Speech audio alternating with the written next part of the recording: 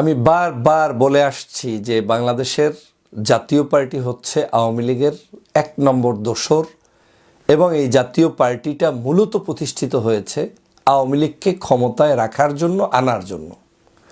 আপনারা জানেন যখন এরশাদ সাহেবের এই বাংলাদেশে উত্থান হয় তখন মূলত বাংলাদেশের জনপ্রিয় দল ছিল বাংলাদেশ জাতীয়তাবাদী দল।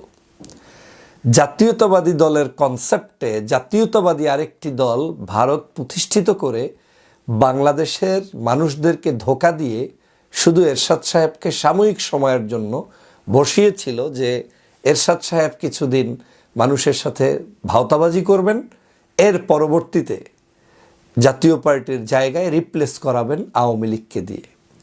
তারা সেটা চরমভাবে চেষ্টা করেছেন, কিন্তু এরশাদ সাহেবের এই ৯ বছরের শাসনামলের মধ্যে সেই চেষ্টার পরেও আওয়ামী লীগকে বাংলাদেশে ভারত প্রতিষ্ঠিত করতে পারে নাই।